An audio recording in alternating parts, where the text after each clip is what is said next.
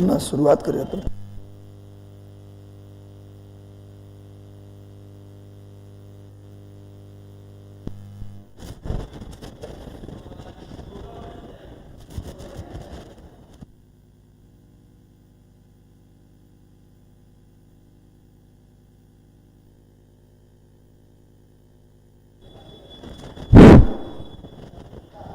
Hello students, कैसे आप सभी। मिशन 50 के करंट अफेयर सीरीज में आपका ढेर सारा स्वागत है। आज भी हमने करंट को एमसी के फॉर्म में लाया है। आप अपना स्कोर काउंट कीजिएगा कि आप कितने स्कोर कर रहे हैं। और मैंने कोशिश की है कि कल मैंने जानबूझ के वैसे करंट को चूज किया था जो मैंने पढ़ाया था। आज मैंने वैसे करंट चूज किया है जो मैंने पढ़ाया नहीं है। तो आप लोग लगातार जुड़े रहें, बेहतर करते रहें। हम लोग लगातार इस सेशन को बेहतर करने की कोशिश करते रहेंगे। ऐसे ही जुड़ते रहिए और मेहनत करते रहिए। सभी लोग जुड़ जाइए जल्दी से। सबको गुड इवनिंग, सबको शुभकामनाएं।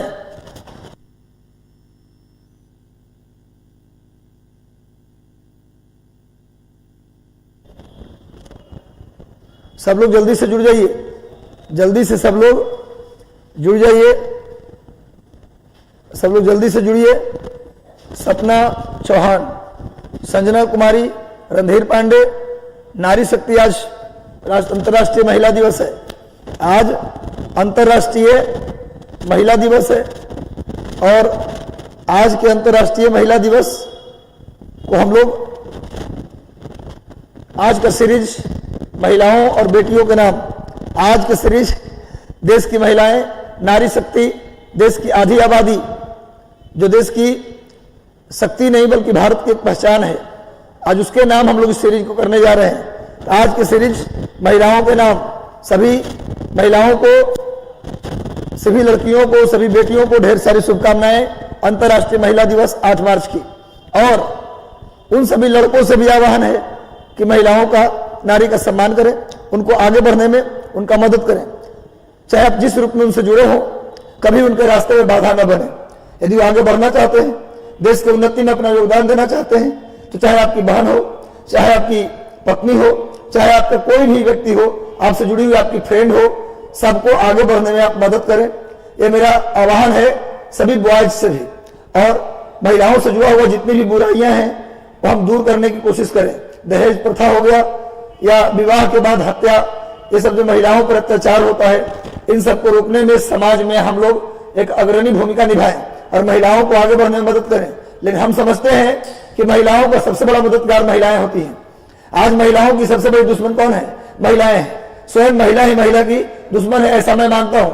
ये महिलाओं को भी मानना पड़ेगा। दहेज की बात जहां तक करते हैं तो दहेज लेता और देता ये पुरुष नहीं है, वो घर की महिलाएं गाइड करती है पुरुष को कि बड़े बेटे में मिला है 25 लाख, तो वो तो इंस्पेक्टर था, ESDM बन गया है, इसको 50 लाख से कम मत लीजिएगा। ये घर की महिलाएं गाइड करती है दहेज लेने के लिए। पुरुष तो बेचारा दयालु होता है, थोड़ा सा लड़की के पिता के रो देगा तो तुरंत 2 लाख माफ कर देगा। लेकिन माफ तो कर देगा पर घर में उसकी पत्नी उसको जीने नहीं देगी। क्या है, छोटा बेटा के 35 लाख मिला था, इसको अब 14 में कर रहे हैं। कितना बेवकूफ हो तुम, ये हो तुम, वो हो तुम। अगले दिन बेचारे का नहीं जी, जो हम छोड़े थे गलती से छोड़ दिए थे, पूरा पैसा दीजिए। तो कहीं ना कहीं अगर घर की महिलाएं चाह ले और कह दें कि 1 रुपया तिलक लिए तो हम आपको छोड़ेंगे नहीं, किस पुरुष की औकात है कि दहेज ले लेगा? अगर महिला चाह ले तो महिला संबंधी आधी बुराई दूर हो जाए, ऐसा मैं मानता हूं। तो चलिए लगातार जुड़े रहिए और मेहनत करते रहिए। एक लाइन सुन लीजिए मेरे भाई, एक लाइन सुनिए आप लोग। इस दुनिया में टूटा कौन नहीं है? इस दुनिया में टूटा कौन नहीं है? इस दुनिया में छूटा कौन नहीं है? जीता वही जिसने तकलीफ में भी मुस्कुराया है। जीता वही जिसने तकलीफ में भी मुस्कुराया है। टूटा कौन नहीं, छूटा कौन नहीं, जीता वही जिसने तकलीफ में भी मुस्कुराने का काम किया। तो मुस्कुराते रहो, मेहनत करते रहो, आगे बढ़ते रहो। सेशन को शेयर कर दो मेरे भाइयों। चलो चलो तो भैया हम लोग आज का पहला प्रश्न देखते हैं। आपके स्क्रीन पर सामने रहा ये पहला प्रश्न। किस शहर में IITM ने अंतरराष्ट्रीय मॉनसून परियोजना को लॉन्च किया है? अंतरराष्ट्रीय मॉनसून परियोजना। कल आपको शिकायत था कि सर दिख नहीं रहा है, सर दिखाई नहीं दे रहा है। मुझे विश्वास है कि आज आपको सब कुछ दिख रहा होगा। किस शहर में IITM IITM ने अंतरराष्ट्रीय मानसून परियोजना लॉन्च किया है। इसका सही उत्तर क्या होगा? पुणे। इसका सही उत्तर होगा पुणे में लॉन्च किया गया है। नोट कर लीजिए, अंतरराष्ट्रीय मानसून परियोजना कार्यालय ये कहां खोला गया है? पुणे में खोला गया। किसके द्वारा?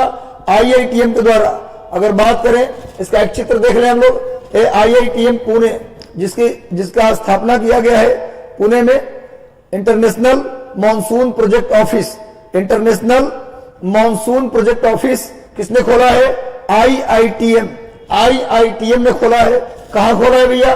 तो पुणे में खोला है। चलिए अगला प्रश्न देखते हैं। आप लोग जल्दी से शेयर कर दीजिए सेशन को शेयर कर दीजिए, सेशन को लाइक कर दीजिए, अधिकतम लोगों को शेयर कर दीजिए। जितने भी ग्रुप आपके हैं, व्हाट्सएप ग्रुप, टेलीग्राम चैनल और फेसबुक, प्लीज सेशन को शेयर कर दें और सेशन अच्छा लग रहा हो तो लाइक कर दें। अगला प्रश्न आपके स्क्रीन पर है। राजस्थान हाईकोर्ट के कार्यवाहक चीफ जस्टिस के रूप में अभी किस न्यायाधीश को नियुक्त किया गया है? राजस्थान हाईकोर्ट के कार्यवाहक चीफ जस्टिस के रूप में, कार्यवाहक चीफ जस्टिस के रूप में किसे नियुक्त किया गया है? जल्दी से उत्तर दीजिए आप लोग। सबका आंसर मैं देख रहा हूं, जल्दी से आंसर कीजिए, जल्दी से आप लोग आंसर कीजिए कि अभी राजस्थान हाईकोर्ट के कार्यवाहक जस्टिस, मुख्य न्यायाधीश, कार्यवाहक मुख्य न्यायाधीश की नियुक्ति की गई है। कौन व्यक्ति है? जल्दी से उत्तर दीजिए। MM Srivastava, BK Joshi, RN महाजन, इनमें से कोई नहीं। जल्दी से आंसर कीजिए आप लोग।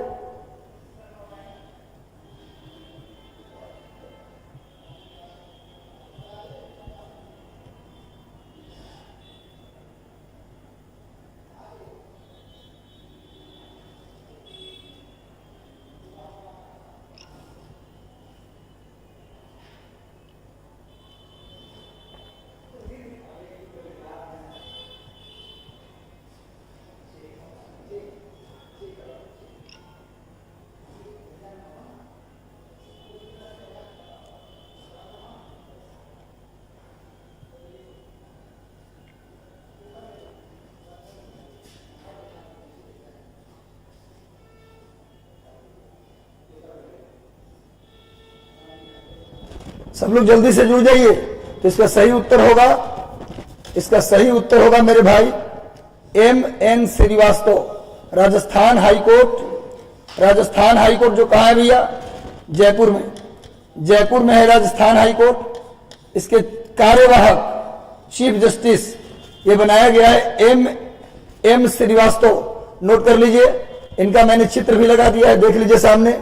MM श्रीवास्तव जी को बनाया गया है राजस्थान के कार्यवाहक चीफ जस्टिस, राजस्थान के कार्यवाहक चीफ जस्टिस के रूप में इनको नियुक्त किया है। चलिए नेक्स्ट आइए, अगले MCQ को हम लोग देखते हैं। निम्नलिखित में से किसने मार्च 2022 में ब्रह्मोस सुपरसोनिक क्रूज मिसाइल का परीक्षण किया है? मैंने पढ़ाया था। कहां से, किस जहाज से ब्रह्मोस क्रूज मिसाइल का परीक्षण किया गया है? जल्दी से सेशन को शेयर कर दो। INS Kochi, INS Mumbai, INS Vikramaditya और INS चेन्नई, किससे किया गया है सुपरसोनिक ब्रह्मोस मिसाइल का परीक्षण? जल्दी से उत्तर बताइए, किससे किया गया है सुपरसोनिक ब्रह्मोस मिसाइल का परीक्षण? जल्दी से उत्तर दे दीजिए आप लोग, जल्दी से इसका आंसर कीजिए।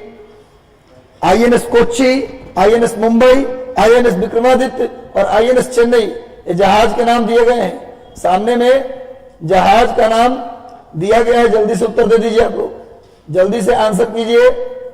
इसका सही उत्तर होगा INS चेन्नई। मैंने बताया भी था आप लोगों को, INS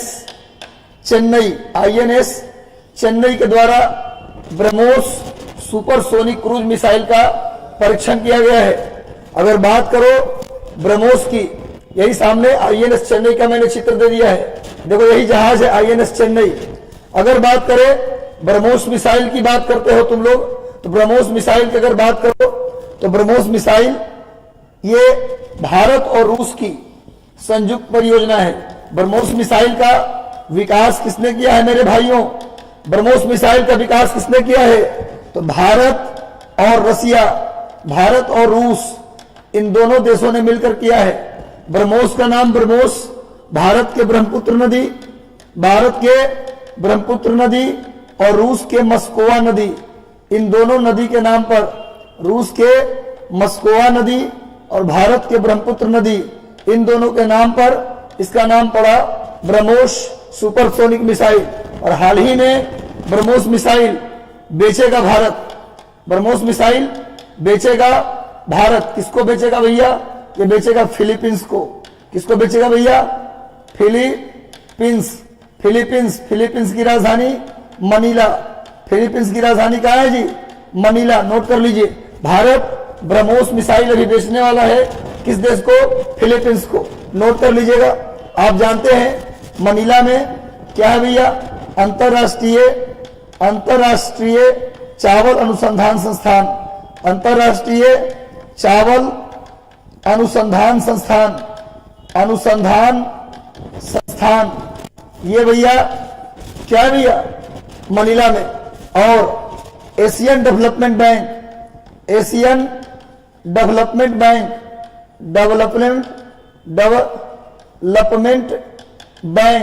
इसका हेडक्वार्टर भी कहाँ है भैया? मनीला में। फिलीपींस की राजधानी मनीला में एडीबी का हेडक्वार्टर है। नोट कर लीजिए। और अंतरराष्ट्रीय चावल अनुसंधान संस्थान का भी हेडक्वार्टर कहाँ है? मनीला में। भारत ब्रह्मोस मिसाइल अभी किसको बेचेगा? फिलीपींस को। ब्रह्मोस मिसाइल डेवलप किया गया भारत और रूस दोनों के द्वारा। ब्रह्मोस का नाम ब्रह्मोस क्यों पड़ा? ब्रह्मपुत्र नदी और रूस के मस्कोवा नदी के नाम पर। ये जो मस्कोवा नदी है उसी के किनारे रूस की राजधानी मॉस्को है। रूस की राजधानी मॉस्को मस्कोवा नदी के किनारे ही है। मस्कोवा नदी के किनारे रूस की राजधानी मॉस्को है। सेशन को शेयर कर दीजिए जल्दी से, सभी लोग सेशन को जल्दी से शेयर कर दें।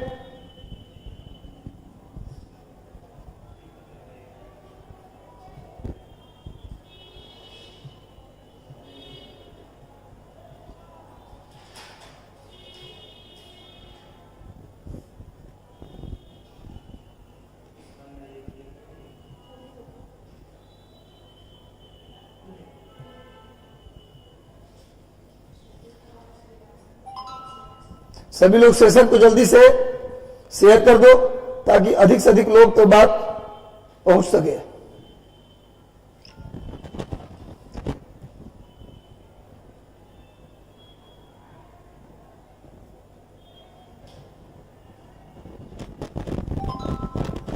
चलिए तो नेक्स्ट चलते हैं हम लोग, चौथे नंबर के करंट पर बढ़ते हैं। अगला करंट हमारा है एशियाई खेलों में, बहुत इंपॉर्टेंट, इसको तो नोट कर लीजिए।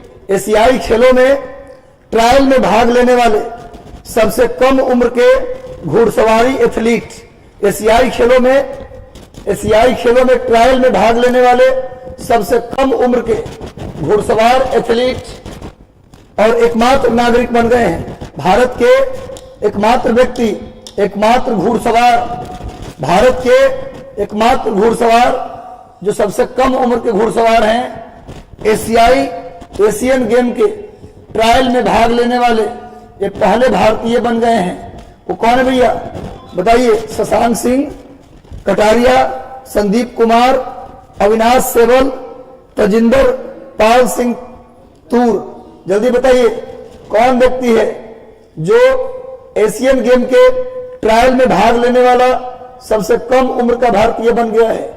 एशियन गेम के ट्रायल में भाग लेने वाला सबसे कम उम्र का भारतीय कौन बन गया है? जल्दी से उत्तर दीजिए, कौन बन गया भाई? शशांक सिंह कटारिया। इसका सही उत्तर होगा शशांक सिंह कटारिया। ये हरियाणा राज्य के रहने वाले हैं। कहां के रहने वाले भैया? हरियाणा राज्य के रहने वाले शशांक सिंह कटारिया ये सबसे कम उम्र के घुड़सवार बन गए जो एशियन गेम के ट्रायल में भाग लिए हैं। एशियन गेम के ट्रायल में भाग लेने वाले सबसे कम उम्र के भारतीय बन गए। इसका देखिए सामने चित्र मैंने दे दिया है, इनका चित्र मैंने सामने दे दिया है कटारिया साहब का। शशांक सिंह कटारिया का चित्र देखिए सामने। शशांक सिंह ये कटारिया है जो सबसे कम उम्र के भारतीय बन गए, भारतीय घुड़सवार बन गए जो एशियन गेम के ट्रायल में भाग लिया है। सामने शशांक सिंह कटारिया का चित्र है, आप देख सकते हैं। सामने शशांक सिंह कटारिया का फिगर आप लोग देख सकते हैं। ये हरियाणा राज्य के रहने वाले हैं, हरियाणा स्टेट के रहने वाले हैं। चलिए नेक्स्ट आते हैं, अगला ये अगला करंट देखिए और आप लोग आंसर दीजिए, साथ में अपना स्कोर नोट करते चलिएगा कि हमने कितना स्कोर किया है। और एक एक पॉइंट को आप कॉपी लेकर नोट कीजिए। सब कुछ करना है, मेहनत करना है। सैर कर दुनिया की गाफिल, जिंदगानी फिर कहा, जिंदगानी घर मिली तो नौजवानी फिर कहा। ये नौजवानी है, खूब ऊर्जा है हमारे अंदर, उस ऊर्जा का इस्तेमाल पढ़ाई में कर लीजिए। ये 2-3 महीने, चाहे आपको उत्तर प्रदेश लोक सेवा आयोग का एग्जाम देना हो या बीपीएससी का एग्जाम देना हो, ये 2-3 महीने आप अपनी जिंदगी को बदल सकते हैं, इतिहास लिख सकते हैं। जो तटस्थ है समय लिखेगा उसका भी इतिहास, जो तटस्थ है समय लिखेगा उसका भी इतिहास। जल्दी से नोट कर लो मेरे भाई। अभी एक लाइन जयशंकर प्रसाद ने लिखा, जयशंकर प्रसाद का एक लाइन है, आपके लिए बड़ी काम आएगा। अब ये 3 महीने आपको अपने लक्ष्य को ध्यान देना होगा, उस पर फोकस करना होगा, अपनी एनर्जी को बटोरना होगा। जो बिखरी हुई ऊर्जा है उसे बटोर कर अपने कमरे में बंद होकर किताबों के साथ समेटना होगा। लिखा है जयशंकर प्रसाद ने, कामायनी ने, शक्ति के विद्युत कण जो व्यस्त, शक्ति के विद्युत कण जो व्यस्त, विकल बिखरे हैं जो निरुपाय, समन्वय उनका करो समस्त, विजयनी मानवता हो जाए। विजय मिलेगा लेकिन शक्ति को समन्वित करना पड़ेगा, एक पॉइंट पे फोकस करना पड़ेगा और लगातार अब लग जाओ। 7 मई का डेट आ चुका है, 7 मई बीपीएससी पीटी, 5 जून कुछ ही दिनों के बाद यूपीएससी पीटी, 12 जून उत्तर प्रदेश पीसीएस का पीटी। अगर आप चाहते हैं कि हम बदल दें अपने जीवन को, हम अपनी गरीबी से बाहर निकल जाएं, अपनी तकदीर को बदल दें, समय को बदल दें, ये सब आपके हाथ में है।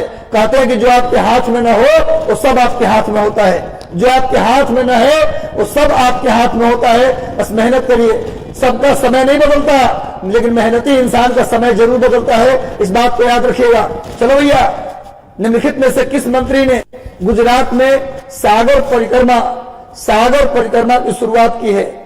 सागर परिक्रमा की शुरुआत गुजरात में किस मंत्री के द्वारा किया गया?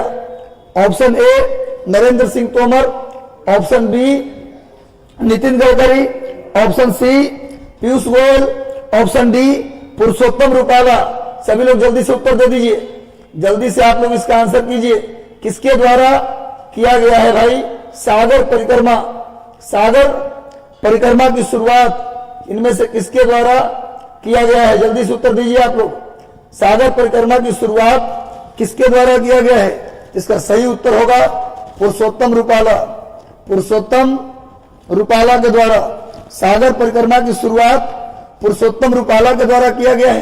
पुरुषोत्तम रूपाला, सामने देखिए, सामने में पुरुषोत्तम रूपाला सागर परिक्रमा का चित्र है। देखिए, मंत्री पुरुषोत्तम रूपाला है और सामने में सागर परिक्रमा का चित्र दिया गया है। सागर परिक्रमा, इसकी शुरुआत किया है यूनियन मिनिस्टर, इनका है यूनियन फिशरीज मिनिस्टर, मत्स्य मंत्री, जिसका नाम है पुरुषोत्तम रूपाला। इन्होंने सागर परिक्रमा की शुरुआत की है, पुरुषोत्तम रूपाला जी ने। ध्यान से देखिए और सेशन को एक बार शेयर कर दीजिए ताकि अधिक से अधिक लोगों तक बात पहुंच सके। ये जो गुंज है ना, ये जो आवाज है ना मेरी, ये अधिकतम लोगों के कान तक पहुंचे, क्योंकि मैं जानता हूं कि क्या पढ़ना है। मुझे पता है कि पीटी पास करने के लिए आखिर क्या चाहिए और नब्ज क्या है, मैं जानता हूं। अगर मेरे कहे पर 2 महीने मेहनत कर लिए तो आपका काम हो जाएगा। मॉडर्न हिस्ट्री 1800 ईस्वी से लेकर 1947 तक, साइंस में बायोलॉजी और केमिस्ट्री, फिजिक्स उतना ज्यादा नहीं आता। इसके बाद अगर बात करते हैं ज्योग्राफी की बात करो अगर, तो ज्योग्राफी में घास का मैदान, मरुस्थल, लोकल विंड का नाम, इसके बाद पर्वत का नाम, जितना भी बात मैं बोल रहा हूं, ओशियन करेंट, इसके बाद कोरल रीफ, परवाल भित्ति, लवणता, वायुमंडल के परतें, ये सब मूल बातें हैं। अगर भारत के भूगोल की बात करो तो भारत के पर्वत, पठार, मैदान, द्वीप, नदियां, ये ज्यादा इंपॉर्टेंट है, कर लीजिए। मतलब अब जैसे जैसे मैं बोल रहा हूं, अगर वैसे वैसे काम करते हैं तो आपका काम हो जाएगा। बस अब लगे रहो। 7 मई का डेट आ चुका, अब शायद डेट नहीं बदलेगा, ये कंफर्म ही मान के चलिए आप, कोई उसमें परीक्षा नहीं है, डेट फिक्स हो गया। अब नहीं बदलने वाला। यानी आपके पास अब टोटल कितने दिन का समय बच गया? कुल 2 महीने। आज 8 तारीख है ना जी, तो कुल 2 महीने 60 दिन का समय बच गया, यानी 15 दिन आपको एक्स्ट्रा मिल गया। अब लग जाओ, अब आग लगा दो पानी में। जवानी उसको कहते हैं भैया, तो जवानी है, नौजवानी है और आपके पास ऊर्जा है तो पानी में आग लगा दो मेरे भाई, आग लगा देना, इस बार छोड़ना नहीं है। बीपीएससी की पेपर फूंक डालो चलो, लेकिन मेहनत करना है। चलो भैया, 5 मार्च 2022 को सुलभ इंटरनेशनल के सहयोग से केंद्र सरकार के द्वारा निम्नलिखित में से कौन सी पहल की शुरुआत की गई? कल ही मैंने बताया है सर, डेट और बढ़ेगी। अब पता नहीं आर्यन जी, मुझे तो लगता है नहीं बढ़ेगी, पर देखिए एक बात बताओ आर्यन जी, जब मन में सोच के चलिएगा ना कि डेट और बढ़ेगा तो आप थोड़े आलसी हो जाते हैं।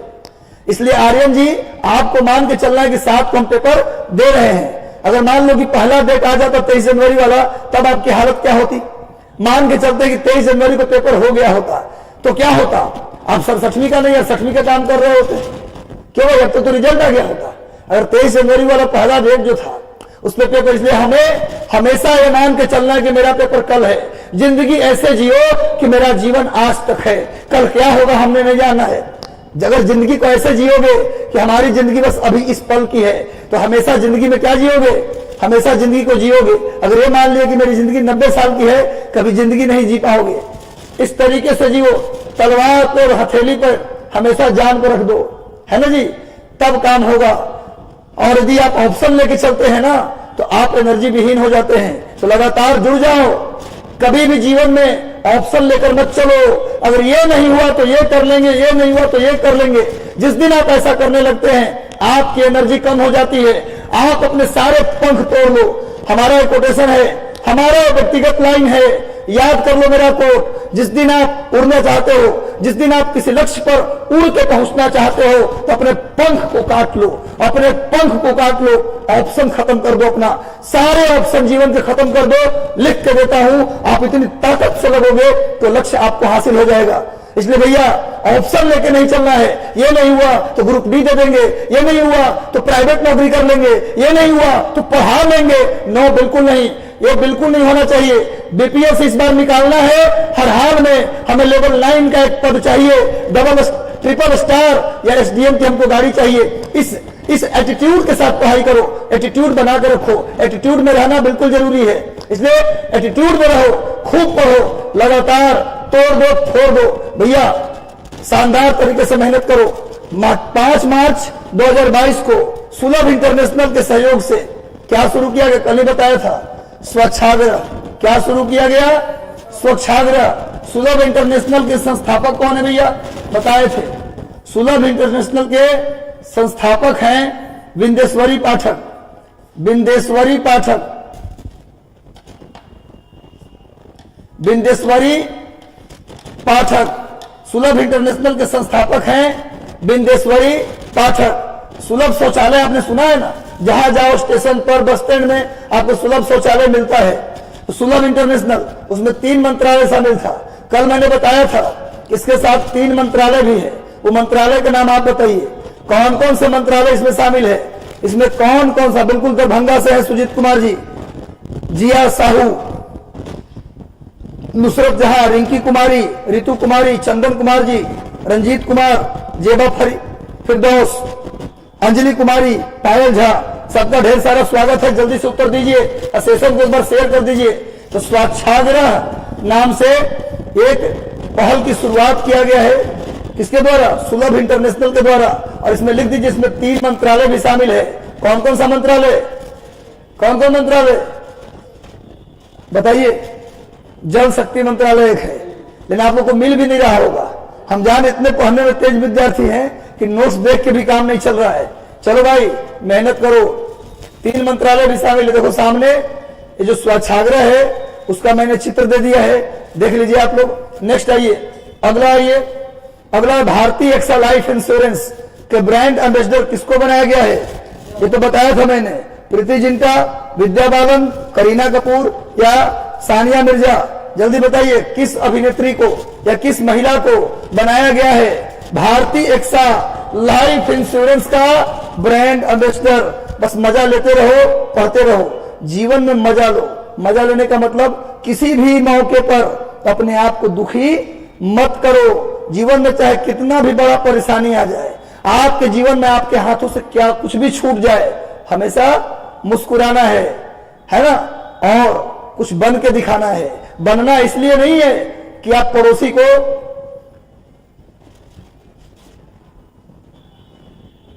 चलिए जल्दी से आइए भैया, लगातार आपका सहयोग इस चैनल पर मिल रहा है। जिस तरीके का सहयोग आप लोग दिए हैं इस चैनल को, आपको उसके लिए ढेर सारी शुभकामना। जो भी मैं चल रहा हूं, आज आप लोगों ने जो सहयोग दिखाया, आप लोगों ने जो लगातार जुड़ा, आप लोगों ने मेहनत किया, आप लोग जो जवाब देते हैं, वो मेरे लिए मोटिवेशन का काम करता है। लगातार लगा रहूंगा, बस आप इसी तरह सहयोग करते रहिए, प्रेम बनाए रखिए। सेशन को लाइक कर दीजिए, अच्छा लग रहा है तो भैया लाइक कर दीजिए, और चैनल पर नए तो सब्सक्राइब कर लीजिए। भारतीय एक्सा लाइफ इंश्योरेंस का ब्रांड एम्बेसडर बनी है विद्या बालन। और अभी हाल ही में विद्या बालन के नाम पर जम्मू कश्मीर में एक फायरिंग रेंज, जम्मू कश्मीर में फायरिंग रेंज का नाम विद्या बालन के नाम पर रखा गया है। सेना के एक फायरिंग रेंज है, सेना के फायरिंग रेंज का नाम भी विद्या बालन के नाम पर रखा गया है।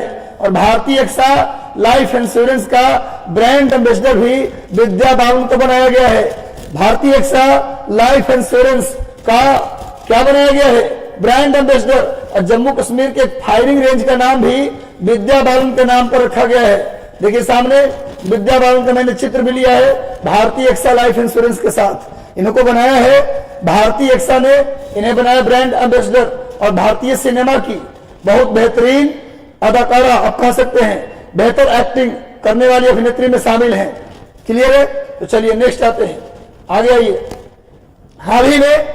हाल ही में किसने विज्ञान और पर्यावरण केंद्र की भारत की पर्यावरण रिपोर्ट की स्थिति 2022 जारी की? भारतीय पर्यावरण रिपोर्ट 2022 कौन जारी करेगा?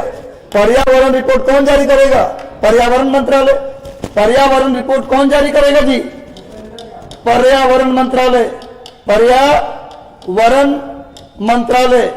पर्यावरण मंत्रालय जारी करेगा। लेकिन इसको तैयार कौन करेगा? पर्यावरण का और वन का रिपोर्ट, पर्यावरण और वन रिपोर्ट एक साथ जारी होता है। कौन जारी करेगा जी? Forest survey of India. Forest survey of India, note कर लीजिए। फॉरेस्ट सर्वे ऑफ इंडिया कितने साल पर? 2 वर्ष पर। भारत में पर्यावरण रिपोर्ट और फॉरेस्ट रिपोर्ट कितने साल पर जारी होती है? 2 साल पर। कब से जारी हो रहा है? तो 1989 से। कब से जारी हो रहा है? तो 1989 से। कौन जारी करता है? Forest survey of India, Dehradun. किसके द्वारा जारी होता है? पर्यावरण मंत्रालय। अब पर्यावरण मंत्री कौन है जी? भूपेंद्र यादव। कौन है भैया पर्यावरण मंत्री? भूपेंद्र यादव। इसका सही उत्तर होगा भूपेंद्र यादव। नोट कर लीजिए। पर्यावरण और वन स्थिति रिपोर्ट, पर्यावरण और वन स्थिति रिपोर्ट ये जारी की जाती है। पर्यावरण और वन स्थिति रिपोर्ट ये जारी की जाती है पर्यावरण मंत्रालय के द्वारा। वर्तमान में पर्यावरण मंत्री कौन है? भूपेंद्र यादव। जल्दी से उत्तर दे दीजिए। सामने में इंडिया स्टेट फॉरेस्ट रिपोर्ट 2021 का मैंने चित्र लिया है, आप देख लीजिए। आपको मैं एक पूरा वीडियो मैं पढ़ाऊंगा। फॉरेस्ट रिपोर्ट, भारत का जो बजट है उस पर एक अलग सेशन लूंगा। भारत की इकोनॉमिक सर्वे है उस पर एक अलग सेशन लूंगा। भारत का जो फॉरेस्ट सर्वे है उस पर एक अलग सेशन लूंगा। कुछ भी नहीं छोड़ेंगे भाई, कुछ नहीं छोड़ेंगे। इन 2 महीनों में आपके लिए पूरा पसीना बहाएंगे। लू चलेगा और हम आग लगा देंगे। लू चलेगा और हम आग लगा के छोड़ेंगे। चलो भैया, बस आपका सहयोग मिलता रहे। हाल ही में किस मंत्रालय ने विश्व के सबसे बड़े शहरी स्वच्छता सर्वेक्षण का 7वां संस्करण जारी किया? किस मंत्रालय के द्वारा शहरी स्वच्छता सर्वेक्षण का 7वां संस्करण जारी किया गया? स्वास्थ्य मंत्रालय, पर्यावरण मंत्रालय, आवास एवं शहरी मामलों के मंत्रालय, इनमें से कोई नहीं। जल्दी से उत्तर दीजिए।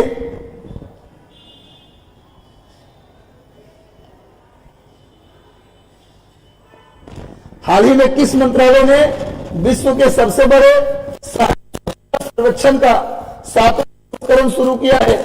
जल्दी से उत्तर दीजिए, इसका सही उत्तर क्या होगा? इसका सही उत्तर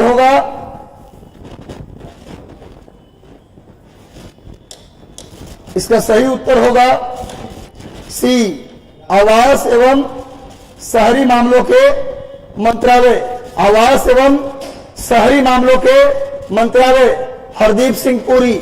मंत्री कौन है जी? हरदीप सिंह पुरी। शहरी मामलों के मंत्री जी का चित्र देखो सामने, हरदीप सिंह पुरी जी हैं।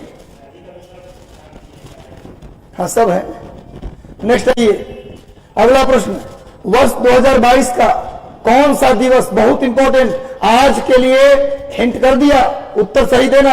आज के लिए सबसे बड़ा दिन 2022 का कौन सा दिवस? मजबूत भविष्य के लिए लैंगिक समानता। मजबूत भविष्य के लिए लैंगिक समानता जरूरी है। ये क्या है? उसका थीम के साथ मनाया गया। आज एक दिवस मनाया गया है। आज मतलब 8 मार्च को एक दिवस मनाया जा रहा है। मजबूत भविष्य के लिए लैंगिक समानता जरूरी है, उस दिवस की थीम है। थीम पूछता है, हर बार दिवस का डेट नहीं पूछता कब मनाया जाता। अब क्या पूछ रहा है? उसका थीम क्या है? आज का जो दिवस है 8 मार्च का, उसका थीम पूछा जाता है, मजबूत भविष्य के लिए लैंगिक समानता जरूरी है। कौन सा दिवस मेरे बच्चों, जल्दी बताओ? अंतर्राष्ट्रीय बालिका दिवस, अंतर्राष्ट्रीय महिला दिवस, अंतर्राष्ट्रीय मजदूर दिवस या अंतर्राष्ट्रीय आर्द्रभूमि दिवस? जल्दी से उत्तर दे दो, जल्दी से आंसर करो। कौन सा दिवस मना रहे हैं? मजबूत भविष्य के लिए लैंगिक समानता जरूरी है थीम के साथ। तो इसका सही उत्तर होगा अंतर्राष्ट्रीय महिला दिवस। अंतर्राष्ट्रीय महिला दिवस, अगर बात करते हो अंतर्राष्ट्रीय महिला दिवस की, तो पहली बार 1911 में मनाया गया। अंतर्राष्ट्रीय महिला दिवस पहली बार 1911 में मनाया गया। यूएनओ के द्वारा, संयुक्त राष्ट्र संघ के द्वारा पहली बार इसे कब मान्यता दी गई? संयुक्त राष्ट्र संघ के द्वारा पहली बार इसे कब मान्यता दी गई? 1975 में। पहली बार इसे कब मान्यता दी गई? 1975 में। पहली बार कब मनाया गया? 1911 में। अंतर्राष्ट्रीय महिला दिवस पहली बार कब मनाया गया? 1911 में। लेकिन यूएनओ ने इस दिवस को मान्यता कब दिया? 1975 में। 1975 में इसको मान्यता दी गई। और अंतर्राष्ट्रीय महिला दिवस का पूछा जाए रंग क्या है, तो इसका एक ट्रिक मैंने बनाया है, बहस। इसका ट्रिक है बहस। बहस का मतलब ब से बैगनी, व से बैगनी, और ह से हरा, स से सफेद। नोट कर लीजिए, अंतर्राष्ट्रीय महिला दिवस के कलर पूछे, इसका जो कलर है वो क्या है? बैगनी, उसके बाद हरा और उसके बाद सफेद। अंतर्राष्ट्रीय महिला दिवस का कलर अगर आपसे पूछे कलर क्या है, तो बैगनी, हरा और सफेद। इसका ट्रिक हो गया बहस। बैगनी, हरा और सफेद, बहस। देखो, मैं कोशिश करता हूं कि आपको याद हो जाए। पहली बार महिला दिवस 1911 में मनाया गया।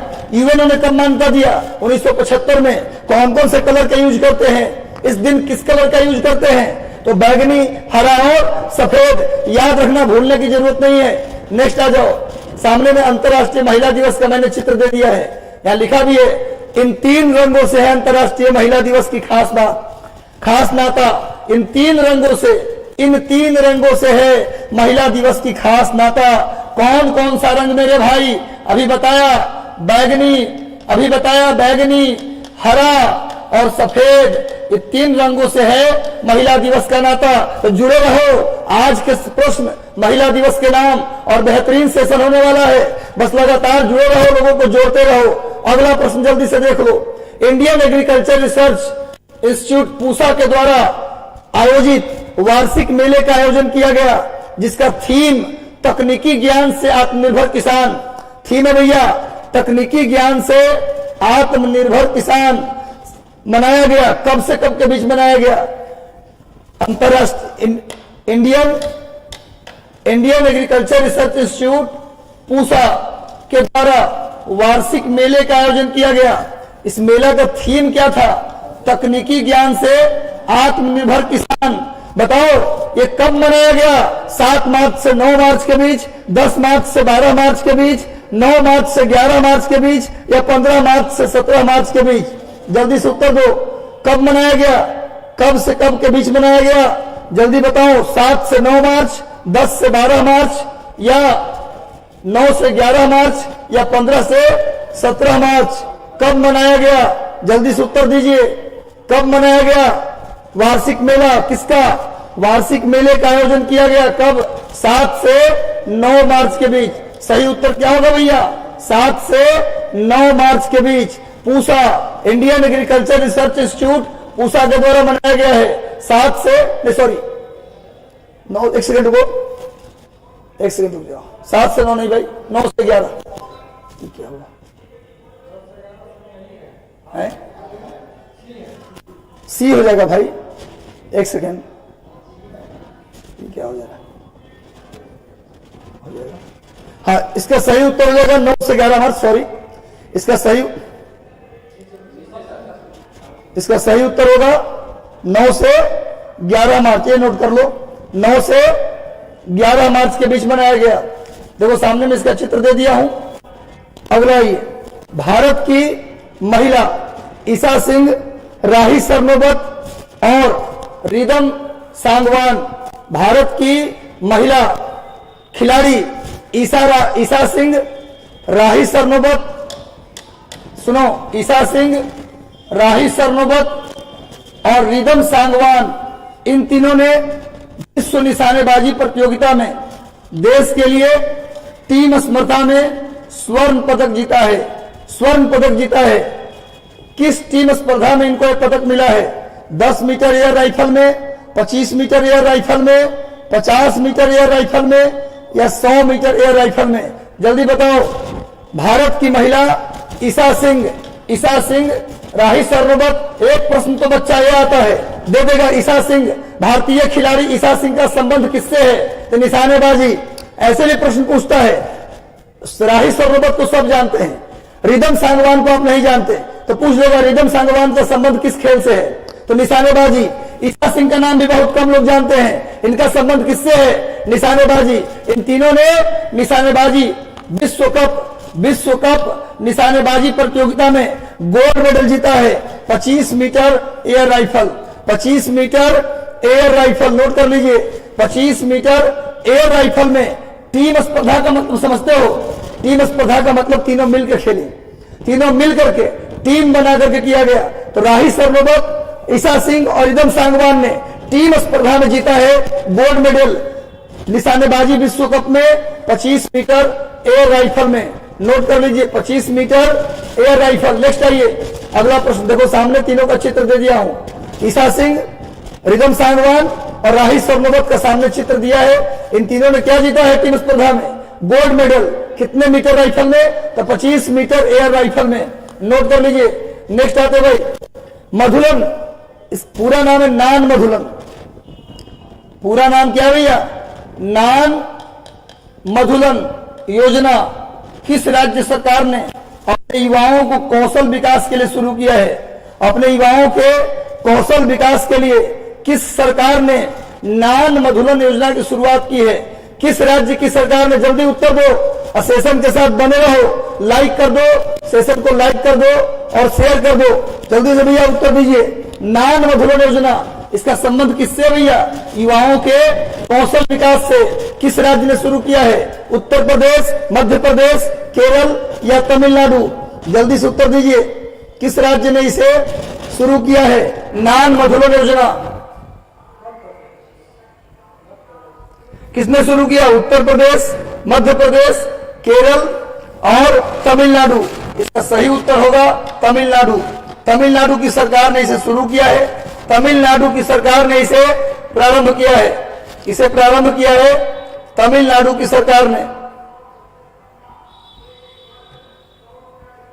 इसे प्रारंभ किया है तमिलनाडु की सरकार ने। जल्दी से नोट कर लीजिए। तमिलनाडु की सरकार ने इसे प्रारंभ किया है। चलिए, सामने में तमिलनाडु के सीएम का चित्र मैंने दे दिया है, एमके स्टालिन। अभी हाल ही में इनका आत्मकथा लॉन्च हुआ है। अभी एमके स्टालिन की आत्मकथा, जल्दी से नाम बताओ। एमके स्टालिन तमिलनाडु के मुख्यमंत्री हैं, एम करुणानिधि के बेटे हैं। एम करुणानिधि तमिलनाडु के दिग्गज नेता एम करुणानिधि के पुत्र है भैया, जल्दी से बताओ। ये इनकी एक आत्मकथा भी आया है, आत्मकथा का नाम बताओ जल्दी से, जिसका विमोचन हमारे महान नेता श्री राहुल गांधी जी ने किया है। भारत के सबसे महान, सबसे विद्वान, सबसे होनहार, सबसे जानदार नेता श्री राहुल गांधी ने उस किताब का विमोचन किया है भैया। तो बताइए उस किताब का नाम क्या है? जल्दी से इनके किताब का नाम बताओ, जल्दी से इनके बुक का नाम बताओ भैया मेरे। इनका एक अभी आत्मकथा आया है, आत्मकथा का नाम बताओ। कोई नहीं बता पा रहा है, नाम टेढ़ा है, कोई नहीं बता रहा भैया। चलिए कोई बात नहीं, इनकी आत्मकथा का नाम याद करना मैंने दो बार बताया है। Global system for mobile communication के द्वारा, global system for mobile communication association के द्वारा हाल ही में मोबाइल वर्ल्ड कांग्रेस का आयोजन किया गया है। हाल ही में मोबाइल वर्ल्ड कांग्रेस का आयोजन कहां किया गया है? जल्दी बताओ। फ्रांस के पेरिस में, या जर्मनी के बर्लिन में, या स्पेन के बार्सिलोना में, या संयुक्त अरब अमीरात के दुबई में? जल्दी बताओ, मोबाइल कांग्रेस का आयोजन कहां किया गया है? मोबाइल कांग्रेस का आयोजन जल्दी से बताओ कहां किया गया है, और अपने स्कोर को काउंट करके हमको बताना किसका कितना स्कोर हुआ। मजा लो और इस सेशन को बेहतर बनाओ। आज अंतर्राष्ट्रीय महिला दिवस, आज अंतर्राष्ट्रीय महिला दिवस है, और आज महिलाओं के लिए सम्मानित, महिलाओं के लिए डेडिकेटेड ये सेशन मैंने लाया है। इस बार बीपीएससी में टॉप 50 में हमारे इस चैनल की महिलाएं होनी चाहिए। टॉप 50 में सारी महिलाएं इसी चैनल की होनी चाहिए। वैसे पूरे भारत की महिलाओं को शुभकामना है, तो देश के अर्थव्यवस्था, देश के समाज, देश की राजनीति में वो अहम भूमिका निभाएं। कहते हैं कि जिस देश में नारी को सम्मान नहीं मिलता, नारी को स्थान नहीं मिलता, वो कभी विश्व गुरु नहीं हो सकता, वो कभी विश्व का महाशक्ति नहीं हो सकता। विश्व महाशक्ति बनना है तो नारी को आगे लाना पड़ेगा। आधी आबादी को अर्थव्यवस्था में उनकी भागीदारी बनानी पड़ेगी। घर में चूल्हा फूकने से कोई फायदा नहीं मिलने वाला, उन्हें आगे लाना पड़ेगा, उन्हें जीना सिखाना होगा। कहते हैं कि एक पुरुष पढ़ता है तो स्वयं को पढ़ाता है, लेकिन एक महिला पढ़ती है तो पूरा घर और पूरा जनरेशन पढ़ता है। इसलिए पुरुषों से ज्यादा महिलाओं की शिक्षा जरूरी है, ये मैं नहीं, महात्मा गांधी ने भी कहा था। तो चलो भैया इसी तरह जुड़े रहो। बस विश्व mobile Congress, world mobile Congress, इसका आयोजन स्पेन के बार्सिलोना में हुआ है। स्पेन के बार्सिलोना में नोट कर लीजिए, स्पेन के बार्सिलोना में वर्ल्ड मोबाइल कांग्रेस का आयोजन किसके द्वारा? Global system for mobile communication association के द्वारा मोबाइल कांग्रेस का आयोजन कहा किया गया? स्पेन के बार्सिलोना में। स्पेन की राजधानी है मैड्रिड, स्पेन की राजधानी मैड्रिड, नोट कर लीजिए, मैड्रिड नोट कर लो। और स्पेन में जो लोकल विंड चलता है, स्पेन में जो स्थानीय पवन चलती है, उसका नाम है लेवेचे, उसका नाम है लेवेचे, नोट कर लीजिएगा। स्थानीय पवन, स्पेन में जो स्थानीय पवन चलता उसका नाम है लेवेचे। तो जर्मनी के बार्सिलोना में मोबाइल कांग्रेस का आयोजन हुआ है। देखिए सामने मोबाइल कांग्रेस का मैंने चित्र दे दिया है, सामने में बार्सिलोना लिखा हुआ है। देखिए सामने बार्सिलोना, स्पेन के बार्सिलोना शहर में मोबाइल कांग्रेस का आयोजन हुआ है। बस इस बार मेहनत करिए, एक साल पढ़ दो मेरे भाई। ये 6 महीना जो आपका है ना वो क्रीम है, यानी कि आप अक्टूबर तक पढ़ के दिखा दो। हम दावा करते हैं कि आपका जिंदगी संवर जाएगा। हम यहाँ बुलाएंगे सेमिनार में आपको, जब आप सेलेक्ट होंगे इसी चैनल से आपको बुलाकर आप बच्चों को संबोधित करिएगा। हम उस दिन का इंतजार कर रहे हैं जब आप इस स्टेज पे आएंगे। चलो मेरे भाई, मोबाइल कांग्रेस बार्सिलोना में अगला प्रश्न आपकी स्क्रीन पर ये रहा। हाल ही में भारतीय राजदूत मुकुल आर्य का एकाएक निधन हो गया। निधन का कारण नहीं पता, पर वो मर गए। ये किस देश में भारत के राजदूत थे? किस कंट्री में भारत के राजदूत थे? राजदूत मुकुल आर्य का निधन हो गया। ये किस जगह पे भारत के राजदूत थे? जल्दी बताइए।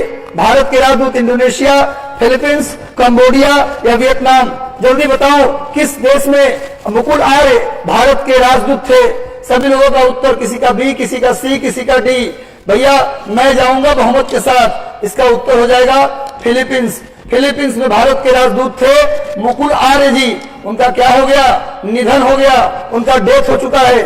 फिलीपींस में जानते हैं आप, फिलीपींस की राजधानी अभी बताया हूं मनीला, फिलीपींस की राजधानी मनीला। मनीला में क्या है जी, इंटरनेशनल राइस रिसर्च इंस्टीट्यूट का हेडक्वार्टर है। मनीला में एशियन डेवलपमेंट बैंक का हेडक्वार्टर है। और मैं बता दूं कि फिलीपींस में जो चक्रवात आता है उसका नाम है बेंजियो। फिलीपींस में चक्रवात को क्या बोलते हैं जी, बेंजियो। फिलीपींस में चक्रवात को बेंजियो के नाम से जानते हैं, बेंजियो के नाम से जानते हैं। और लिख लिया आप लोगों ने, फिलीपींस, फिलीपींस में मुकुल आर्य क्या थे, भारत के राजदूत। अभी भारत फिलीपींस को ही अपना क्या बेचने वाला है, ब्रह्मोस मिसाइल। भारत फिलीपींस को ही अपना ब्रह्मोस मिसाइल बेचेगा।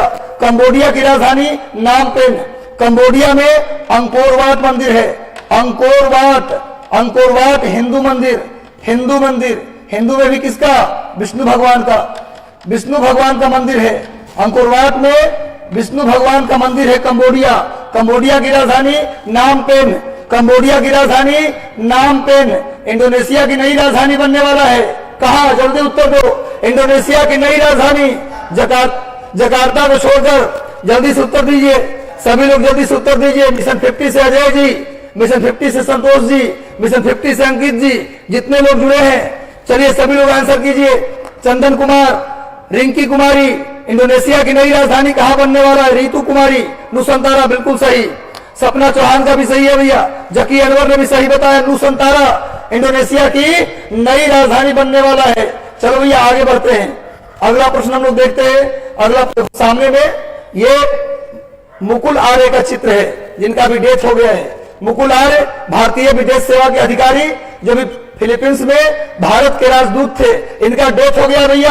अगला प्रश्न जल्दी से देख लो, बने रहो, आज बेहतरीन सेशन होने वाला है, अंतरराष्ट्रीय महिला दिवस स्पेशल सेशन, आज मजा आने वाला भैया। उत्तर दे दो। रविचंद्रन अश्विन अभी भारतीय क्रिकेट में रिकॉर्ड पर रिकॉर्ड कायम कर रहा है, भारतीय क्रिकेट का रिकॉर्ड लगातार बन रहा है। रविचंद्रन अश्विन 434 टेस्ट विकेट लेकर किस भारतीय खिलाड़ी का रिकॉर्ड तोड़ दिया है, किस भारतीय खिलाड़ी का रिकॉर्ड तोड़ा है, रविचंद्रन अश्विन, आर अश्विन ने किसका रिकॉर्ड तोड़ दिया है। और अनिल कुंबले के बाद दूसरा स्थान पे आ गए हैं। भारत में सबसे ज्यादा विकेट, सबसे ज्यादा टेस्ट विकेट किसने लिया है, इंडिया में अनिल कुंबले। उसके बाद था स्थान किसका, किसका रिकॉर्ड तोड़ दिया है, रविचंद्रन अश्विन ने, हरभजन सिंह का, अनिल कुंबले का, कपिल देव का, इनमें से कोई नहीं। जल्दी बताओ किसका रिकॉर्ड तोड़ा है, रविचंद्रन अश्विन ने किसका रिकॉर्ड तोड़ा, कपिल देव। किसका रिकॉर्ड तोड़ा मेरे भाई, कपिल देव। यानी कि अनिल कुंबले के बाद कपिल देव का रैंक था, कपिल देव। सबसे ज्यादा विकेट अनिल कुंबले, सबसे ज्यादा विकेट अनिल कुंबले, उसके बाद था कपिल देव का, लेकिन रविचंद्रन अश्विन ने उस रिकॉर्ड को तोड़ दिया। और हाल ही में विराट कोहली भारत में 100 टेस्ट खेलने वाले 12वें बल्लेबाज बन गए। इसके अलावा सबसे ज्यादा टेस्ट खेलने वाले बल्लेबाज सचिन तेंदुलकर हैं और दूसरे नंबर पर राहुल द्रविड़ हैं, और 12वें बल्लेबाज बन गए विराट कोहली, जो 100 टेस्ट खेले हैं। इसके अलावा लगातार 13 T20 जीतने के लिए जीतने वाली दुनिया की पहली टीम, एकमात्र टीम इंडियन टीम बन गई। इसके अलावा 1000 वनडे खेलने वाली टीम भी कौन बन गई, भारतीय टीम। इसके अलावा T20 में सबसे ज्यादा रन बनाने वाले खिलाड़ी रोहित शर्मा, इन्होंने मार्टिन गुप्टिल का रिकॉर्ड तोड़ा। बस लगातार आप भी रिकॉर्ड तोड़ते रहिए, आप भी रिकॉर्ड तोड़ते रहिए, नए नए रिकॉर्ड बनाते रहिए, इस तरह से सहयोग बनाए रखिए। सामने में आर अश्विन जी का चित्र दे दिया हूं मैं, देख लीजिए। सामने में आर अश्विन है, जिन्होंने कपिल देव का रिकॉर्ड ब्रेक कर दिया है, कपिल देव का रिकॉर्ड ब्रेक कर दिया। नेक्स्ट आइए, अगला प्रश्न जल्दी से देखिए। सलामी बल्लेबाज भारतीय टीम की कप्तान मिताली राज, आईसीसी महिला विश्व कप में सबसे अधिक बार शामिल होने का रिकॉर्ड, सबसे अधिक बार आईसीसी महिला वर्ल्ड कप, आईसीसी महिला वर्ल्ड कप में सबसे अधिक बार शामिल होने का रिकॉर्ड दुनिया के एकमात्र खिलाड़ी के नाम हो गया मिताली राज।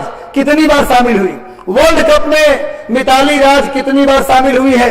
ऑप्शन ए 5 बार, ऑप्शन बी 6 बार, ऑप्शन सी 3 बार, ऑप्शन डी 4 बार। जल्दी बताओ, मिताली राज ने रिकॉर्ड बना दिया है भैया सबसे ज्यादा बार वर्ल्ड कप में खेलने का। मिताली राज जो वर्तमान में इंडियन वुमेन क्रिकेट टीम के कैप्टन है। और वुमेन वर्ल्ड कप कहां हो रहा है भैया? वुमेन वर्ल्ड कप कहां हो रहा है? न्यूजीलैंड। वुमेन वर्ल्ड कप हो कहां रहा है? न्यूजीलैंड में। सभी लोग जल्दी उत्तर दीजिए और स्कोर काउंट करते रहिए। इसका सही उत्तर होगा 6 बार। कितनी बार भैया? 6 बार। छठी बार इसने पार्टिसिपेट किया। इस बार मिताली राज 6 बार वर्ल्ड कप में पार्टिसिपेट करके दुनिया की पहली खिलाड़ी बन गई जो सबसे ज्यादा बार वर्ल्ड कप में शामिल हुई है। इस बार महिला वर्ल्ड कप कहां हो रहा है? न्यूजीलैंड में। महिला वर्ल्ड कप न्यूजीलैंड। न्यूजीलैंड की राजधानी वेलिंगटन। याद करो ना। अगला पर देखो, सामने मिताली राज का चित्र मैंने दे दिया है। सामने देखिए भारत के सलामी बल्लेबाज मिताली राज। ये सामने भैया, इन्होंने रिकॉर्ड कायम कर दिया है। वैसे भी भारतीय महिला क्रिकेट टीम बेहतर कर रही है। चलिए आगे। कामकाजी महिलाओं को 20,000 रुपए देने के लिए, कामकाजी महिलाओं को 20,000 रुपए क्या देना है? सहायता। उनके कामकाज को आगे बढ़ाने के लिए 20,000 रुपए की सहायता किसको देना है? कामकाजी महिलाओं यानी माताओं को। और कक्षा 9 में पढ़ने वाली यानी कक्षा 9 या उससे ऊपर की छात्राओं को फ्री में क्या मिलेगा? Sanitary napkin. इसके लिए किस राज्य सरकार ने अम्मा और बहिनी योजना की शुरुआत की है? अम्मा यानी माताओं और बहिनी मतलब कक्षा 9 से ऊपर में पढ़ने वाली लड़कियां। कक्षा 9 से ऊपर में पढ़ने वाली लड़कियों के लिए फ्री में सैनिटरी नैपकिन और माताओं को 20,000 रुपया देने के लिए अम्मा और बहिनी योजना की शुरुआत किस राज्य सरकार ने की है? मध्य प्रदेश, बिहार, सिक्किम या अरुणाचल प्रदेश? इसका सही उत्तर हो जाएगा सिक्किम। सिक्किम राज्य सरकार ने अम्मा और बहिनी योजना की शुरुआत की है। अम्मा और बहिनी सिक्किम। सिक्किम की राजधानी गंगटोक। सिक्किम की राजधानी गंगटोक। सिक्किम में क्या है भैया? नाथुला दर्रा। नाथुला दर्रा सिक्किम में है। सिक्किम में नाथुला और जेलिपला। नाथुला दर्रा और जेलिपला दर्रा कहाँ है भैया? सिक्किम में। सिक्किम में नाथुला और जेलिपला दर्रा है। सिक्किम में कंचनजंगा बायोस्फीयर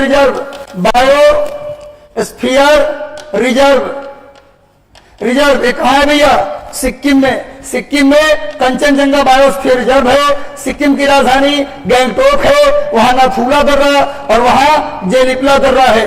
सिक्किम में कंचनजंगा बायोस्फीयर रिजर्व है। सिक्किम में गंगटोक उसकी राजधानी है। वहां नाथुला दर्रा है और जेलिपला दर्रा है। जल्दी से नोट कर लीजिए। और अम्मा और बहिनी योजना। और सिक्किम भारत के क्षेत्रफल के हिसाब से सबसे छोटा राज्य है। एरिया के हिसाब से सॉरी सिक्किम भारत के जनसंख्या के हिसाब से सिक्किम भारत के जनसंख्या के हिसाब से सबसे छोटा राज्य और जनसंख्या के हिसाब से सबसे बड़ा राज्य उत्तर प्रदेश। और एरिया के हिसाब से सबसे बड़ा राज्य राजस्थान और सबसे छोटा राज्य गोवा। नोट कर लेना मेरे भाई। सबसे छोटा राज्य क्षेत्रफल के हिसाब से गोवा और सबसे बड़ा राज्य राजस्थान। जनसंख्या में सबसे बड़ा राज्य उत्तर प्रदेश और सबसे छोटा राज्य सिक्किम। नोट कर लो। पढ़ाई लिखाई में सबसे बेहतर राज्य केरल और सबसे फिसड्डी राज्य बिहार। लिंगानुपात में सबसे बेहतर केरल और सबसे कम हरियाणा। नोट कर लीजिए। पॉपुलेशन डेंसिटी में सबसे ऊपर बिहार और सबसे कम अरुणाचल प्रदेश। ये सारी बातें आपको याद होनी चाहिए। नेक्स्ट आ जाओ। अगले करंट हम लोग आते हैं। सामने सिक्किम का मैप दे दिया हूं। देखो सिक्किम में अम्मा और बहिनी योजना की शुरुआत की गई है। चलो नेक्स्ट आते हैं। अगला करंट।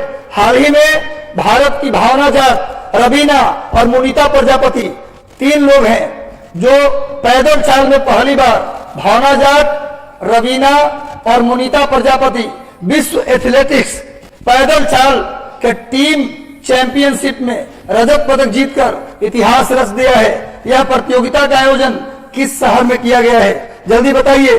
हाल ही में भारत की भावना जाट, रवीना और मुनीता प्रजापति ने इतिहास रच दिया है सिल्वर मेडल जीतकर पैदल चाल में। इस प्रतियोगिता का आयोजन किस शहर में हुआ है? दुबई, मस्कट, सना या बर्लिन? दुबई, मस्कट, सना या बर्लिन? जल्दी बताइए, कहां हुआ भैया? जल्दी से उत्तर दीजिए। दुबई, मस्कट, सना या बर्लिन? जल्दी से उत्तर दीजिए, कहां आयोजन किया गया है?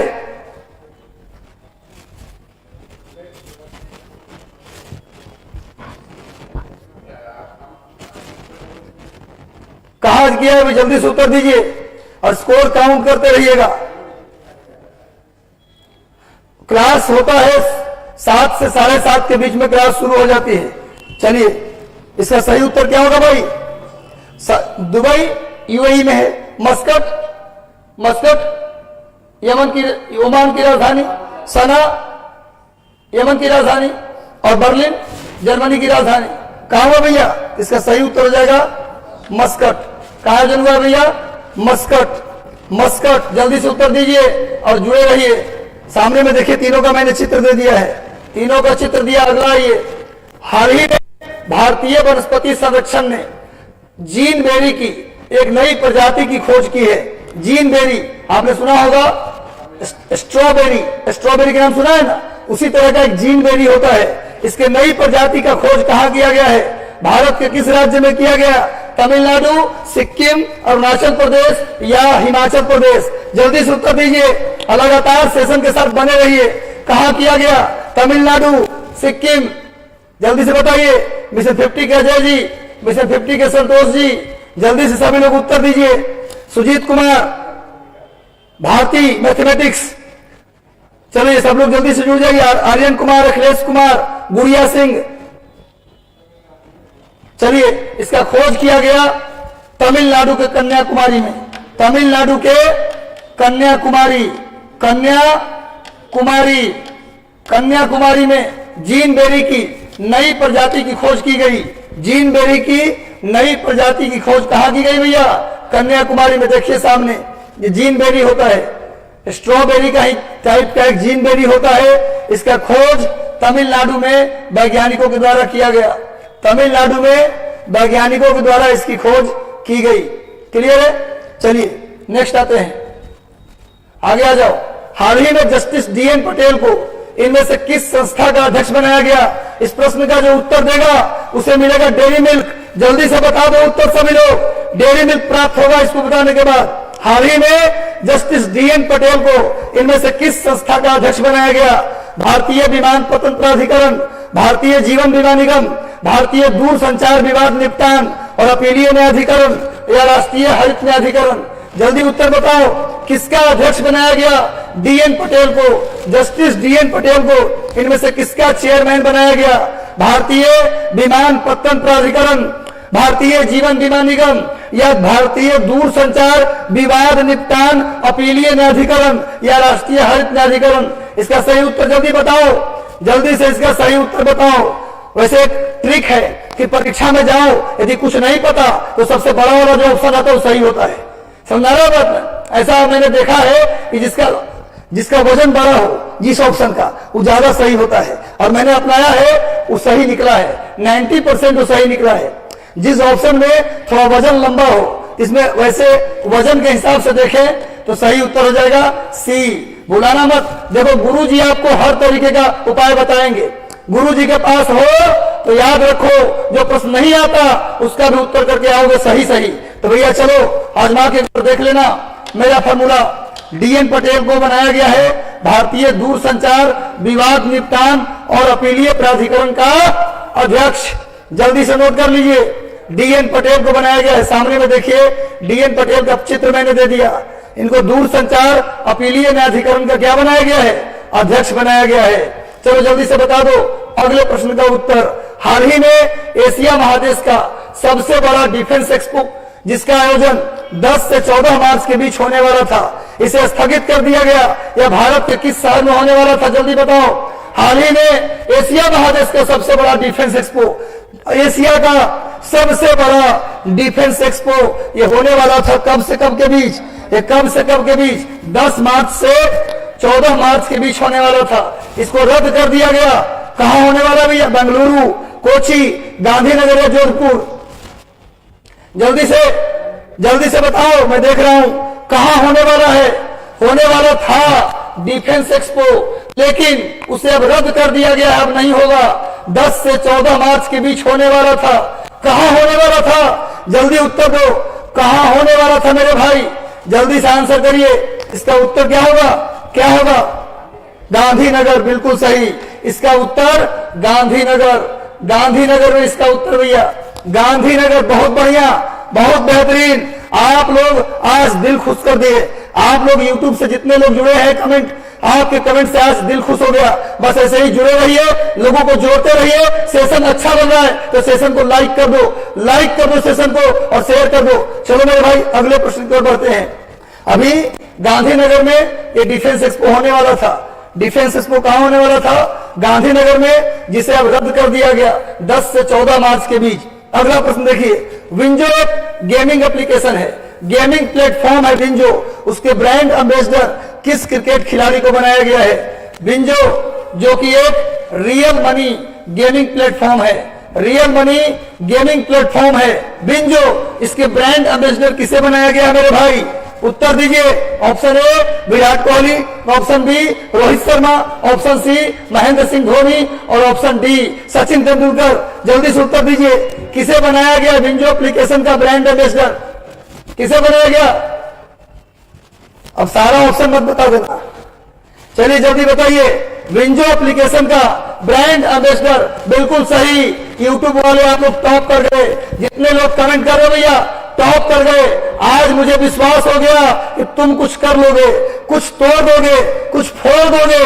रिजल्ट आपका होगा, इस बार तोड़ देना है। इस बार अगर रिजल्ट में जाएंगे 30 करंट आएगा तो 30 करके आना है इस बार। चलो भैया, तो महेंद्र सिंह धोनी को विंजो एप्लीकेशन का क्या बनाया गया है? ब्रांड एम्बेसडर बनाया गया। सामने में देखिए, विंजो प्लेटफॉर्म का चित्र मैंने दे दिया है। विंजो प्लेटफॉर्म जिसके वो बने हैं ब्रांड एम्बेसडर, उसका चित्र हमने आपके सामने स्क्रीन पर दे दिया है। देख लो भैया। नेक्स्ट आते हैं अगला। हाल ही में राष्ट्रपति रामनाथ कोविंद, ये मेरा पढ़ाया हुआ है, ये गलती हुआ तो माइक में कैमरा में घुस करके और आकर सबका कान पकड़ेंगे भैया। हाल ही में राष्ट्रपति रामनाथ कोविंद ने आयुर्वेद के प्रचार प्रसार के लिए आरोग्य वनम का उद्घाटन आयुर्वेद के प्रचार प्रसार के लिए किया है। इसका उद्घाटन किस शहर में किया गया? जल्दी बताओ। पटना, दिल्ली, बेंगलुरु या हैदराबाद? जल्दी से उत्तर दीजिए। कहां किया गया? आरोग्य वनम। यूपीएससी प्रिया शर्मा, अंजलि सिंह, रितेश शर्मा, मेघनाथ सिंह, सभी लोग जल्दी से उत्तर दीजिए। दिव्या कुमारी, संजय जी, सभी लोग को शुभकामनाएं। बस ऐसे ही टिके रहिए, बने रहिए। इसका सही उत्तर होगा, इसका सही उत्तर होगा दिल्ली। दिल्ली में आरोग्य वनम का उद्घाटन किया है किसने? श्री रामनाथ कोविंद जी, जो माननीय महामहिम श्री राष्ट्रपति हैं। चलो भैया, इसका सही उत्तर है राष्ट्र। देखो सामने में राष्ट्रपति रामनाथ कोविंद और सामने में सबसे महान भारत के प्रधानमंत्री श्री नरेंद्र मोदी जी खड़े हैं। यशस्वी प्रधानमंत्री हैं, तेजस्वी यशस्वी सब हैं। आगे आइए। ये प्रश्न का उत्तर जो देगा मेरे नजर में उसको आज मिलेगा मिलेनियम प्राइज। आज मिलेगा आपको मिलेनियम प्राइज। इस प्रश्न का जल्दी से उत्तर दो। 9000 साल पुराना एक पूजा स्थल का खोज किया गया है। एक पवित्र पूजा स्थल की खोज की गई है जो माना जा रहा है 9000 साल पुराना। वो कहां खोजा गया है? कनाडा में, फ्रांस में, जर्मनी में या जॉर्डन में? जल्दी बताओ किस देश में खोजा गया 9000 साल पुराना? 9000 साल पुराना पूजा स्थल कनाडा, फ्रांस, जर्मनी या जॉर्डन? जल्दी बताओ भैया, जल्दी से उत्तर दो। जल्दी से उत्तर, सभी लोग का उत्तर आना चाहिए। 9000 साल पुराना पूजा स्थल ये खोजा गया जॉर्डन में। जॉर्डन, जॉर्डन की राजधानी अम्मान, जॉर्डन की राजधानी अम्मान में खोजा गया। जॉर्डन में खोजा गया। और लिख लो, ये जो जॉर्डन है ना, जॉर्डन में डेड सी है। डेड सी नोट कर लो, मृत सागर। जॉर्डन में क्या है जी? मृत सागर। जॉर्डन की राजधानी अम्मान, जर्मनी की राजधानी बर्लिन, फ्रांस की राजधानी पेरिस और कनाडा की राजधानी ओटावा। ओटावा, पेरिस सीन नदी के किनारे है, बर्लिन स्प्री नदी के किनारे है। नोट कर लीजिए, बर्लिन किस नदी के किनारे? स्प्री नदी के किनारे। पेरिस सीन नदी के किनारे।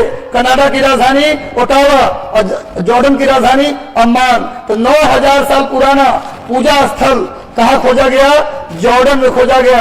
9000 साल पुराना पूजा स्थल कहां खोजा गया? जॉर्डन में। चलो जल्दी से जुड़ जाओ। सामने जॉर्डन का मैंने मैप दे दिया है। जॉर्डन की बाउंड्री को कौन टच करता है जी? नीचे में सऊदी अरब। जॉर्डन की बाउंड्री को कौन टच करता है? नीचे की बात करोगे तो यहां सऊदी अरब, ऊपर की बात करोगे तो सीरिया, इधर बात करोगे तो इजराइल। क्लियर? इजराइल, सीरिया और सऊदी अरब, यहां पर ये जॉर्डन है। ये जॉर्डन है भैया, जल्दी से नोट कर लो। जॉर्डन में कौन सा सागर है? कौन सा भैया? डेड सी, मृत सागर। कहा है भाई? जॉर्डन में। नेक्स्ट आ जाओ अगले प्रश्न। संयुक्त राष्ट्र संघ के 192 सदस्य देशों में सतत विकास लक्ष्यों को हासिल करने का एजेंडा 2030 आने के बाद भारत वर्तमान में इस सूची में किस पायदान पर है?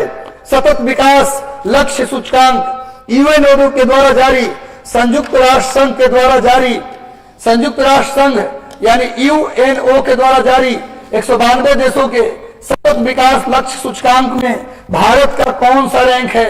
भारत का रैंक कौन सा है भाई? 112, 115, 120 या 122? जल्दी उत्तर दीजिए। सभी लोग जल्दी से जुड़े रहिए और सभी लोग आंसर कीजिए। कितना रैंक है इंडिया का? इंडिया का रैंक कौन सा है भाई? जल्दी आंसर करो, जल्दी जल्दी। इसका सही उत्तर होगा सी, 120। भारत का रैंक कहां है जी? सतत विकास लक्ष्य में 120। और टोटल कितने सतत विकास लक्ष्य है भाई? टोटल कितने सतत विकास लक्ष्य है? 17। टोटल कितने लक्ष्य है? 17। नोट कर लीजिए। और कब तक पूरा करना है? 2030 तक। कब तक पूरा करना है? तो 2030 तक। नोट कर लीजिए। सामने में इसका चित्र आप लोग को इसका मिल जाएगा, इसका पीडीएफ मिल जाएगा। आपको कहां मिलेगा? मिलेगा टेलीग्राम चैनल मिशन 50 आईएएस, उसके बाद मिशन आईएएस और रंजीत कुमार सिंह आईएएस। ये तीनों चैनल को ज्वाइन कर लीजिएगा, वहां आपको ये पूरा मिल जाएगा। इस 17 लक्ष्य दिया गया है।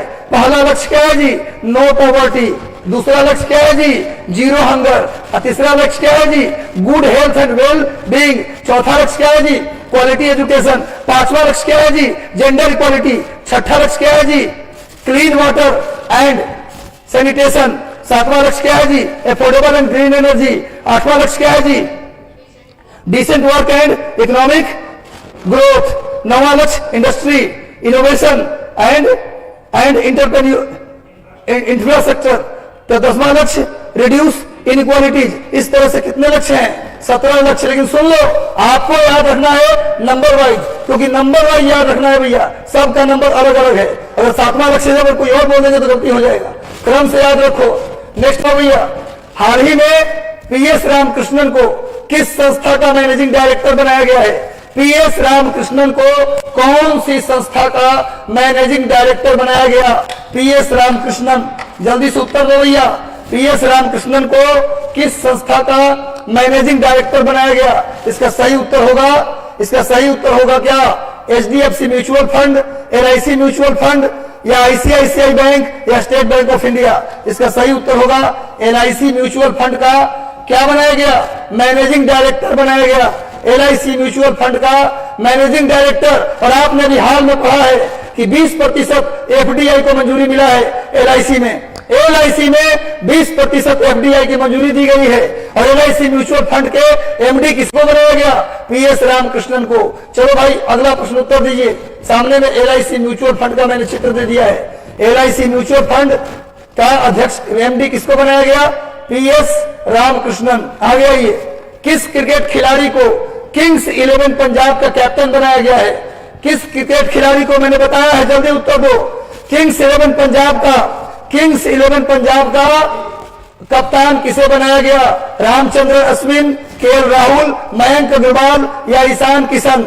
इसका सही उत्तर होगा मयंक अग्रवाल। मयंक अग्रवाल को बनाया गया क्या भैया? किंग्स 11 पंजाब का कैप्टन। किंग्स 11 पंजाब का कैप्टन बनाया गया मयंक अग्रवाल को। अभी आईपीएल में 2 नए टीम आए हैं, एक गुजरात टाइटंस और दूसरा लखनऊ जायंट्स। 2 नए टीम बने हैं अभी आईपीएल के। नेक्स्ट आइए, आगे आ जाओ जल्दी से। सामने में मयंक अग्रवाल का चित्र मैंने दे दिया है। देखो सामने मयंक अग्रवाल जी हैं जो किंग्स 11 पंजाब के क्या बने हैं? किंग्स 11 पंजाब के ये बने हैं कैप्टन। जल्दी से आ जाओ अगला। नेक्स्ट, भारत का पहला बुलेट ट्रेन स्टेशन किस शहर में बनाया जा रहा है? जल्दी से उत्तर दो, घबराना नहीं चाहिए। भारत का पहला बुलेट ट्रेन का स्टेशन कहां बनाया जा रहा है? पटना, सूरत, अहमदाबाद या मुंबई? भारत का पहला बुलेट ट्रेन स्टेशन कहां बनाया जा रहा है? जल्दी से आंसर कीजिए आप लोग, कहां बनाया जा रहा है भारत का पहला bullet train station? Bullet train station Bharat का कहां बनाया जा रहा है? तो भैया ये बनाया जा रहा है सूरत में। कहां बनाया जा रहा है? सूरत में। और सूरत किस नदी के किनारे है? ताप्ती नदी के किनारे है सूरत। सूरत ताप्ती नदी के किनारे है। और सुन लो, हमारा ये सेशन हर दिन हो रहा है, एक भी दिन छुट्टी नहीं ले रहा हूं, और होली के दिन ये सेशन हो सकता है चले। हमारा ये सेशन रोज चलता है शाम को 7:30 बजे, इसलिए डेली रूटीन बना के जुड़ते रहिए, लोगों को जोड़ते रहिए। तो भैया सूरत ताप्ती नदी के किनारे, सूरत जाना जाता है हीरा की कटाई के लिए, हीरा के कटाई के लिए सूरत सिल्क साड़ी के लिए भी जाना जाता है, सिल्क साड़ी के लिए भी जाना जाता है। नोट कर लीजिए, सूरत गुजरात का एक शहर है। अहमदाबाद को क्या कहते हैं भैया? अहमदाबाद को बोलते हैं भारत का मैनचेस्टर। भारत का मैनचेस्टर किसको बोलते हैं भैया? अहमदाबाद को। अहमदाबाद किस नदी के किनारे है? साबरमती। अहमदाबाद साबरमती नदी के किनारे है। अहमदाबाद साबरमती नदी के किनारे है। भारत का मैनचेस्टर अहमदाबाद। भारत का मैनचेस्टर अहमदाबाद। उत्तर भारत का मैनचेस्टर कानपुर। दक्षिण भारत का मैनचेस्टर मानपुर। नोट कर लीजिएगा। आगे आ जाओ मेरे भाई, अगला प्रश्न का उत्तर जल्दी से दे दो। देखो सामने बुलेट ट्रेन स्टेशन का मैंने चित्र दे दिया है, जो बनाया जा रहा है सूरत में बुलेट ट्रेन स्टेशन, उसका चित्र देख लो। आगे आते हैं भैया, भारत के द्वारा किस देश के साथ यहां पर ये मिसप्रिंट है, यहां पर वाणिज्य कर लीजिए। यहां पर आप क्या कर लीजिए? वाणिज्य की संभावना और मुक्त व्यापार के लिए एक कार्य बल गठित करने का निर्णय भारत के वाणिज्य मंत्रालय ने लिया है। किसके साथ? भारत ने किस देश के साथ वाणिज्य की संभावना और मुक्त व्यापार की संभावना पर अध्ययन करने के लिए? भारत के वाणिज्य मंत्री कौन है जी? पीयूष गोयल। भारत के वाणिज्य और व्यापार मंत्री कौन है? पीयूष गोयल। याद कर लो, भारत के वाणिज्य मंत्री पीयूष गोयल ने अभी किस देश के साथ वाणिज्य और मुक्त व्यापार संभावना के लिए क्या किया है? समझौता किया है। बिल्कुल सही उत्तर है बांग्लादेश। जिसने भी लगाया बांग्लादेश, उनका सही उत्तर है बांग्लादेश। नोट कर लीजिए, बांग्लादेश के साथ किया गया है। सामने देखिए, वाणिज्य मंत्री पीयूष गोयल का चित्र हमने दे दिया है। वाणिज्य मंत्री पीयूष गोयल। आगे बढ़ो भैया, नेक्स्ट, विज्ञान प्रौद्योगिकी, इंजीनियरिंग और कला और गणित में सी इज बुक में किस राज्य की प्रोफेसर आरती कश्यप को जगह दी गई है? प्रोफेसर आरती कश्यप किस राज्य की हैं? को विज्ञान प्रौद्योगिकी, इंजीनियरिंग, कला और गणित के क्षेत्र में एक मैगजीन है सी इज बुक। एक मैगजीन है सी इज बुक, जो किस क्षेत्र की है? Science, technology, engineering, art and mathematics पर एक मैगजीन है सी इज बुक। उसमें आरती कश्यप को जगह मिला